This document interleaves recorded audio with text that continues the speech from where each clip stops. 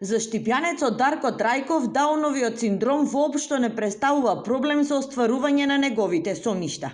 Иако без формално образование за ликовна уметност, денеска со својата изложба Едно ветување, тој ги сруши сите бариери и предрасуди поврзани со луѓето родени со дополнителен хромозом. Имам слики слика, но чракам да точно, мобарно да и така. Дали си горд на денешното? Да. Дарко има 36 години и 15 години работи како графичар во печатница. Добро е прифатен од средината и пријателите, но не секое лице со Даунов синдром работи и финансиски е независно од своето семејство, објаснува мајката на Дарко. Голема нелогичност има во посебниот додаток што го добиваат од државата, а го губат веднаш штом ќе наполнат 26 години.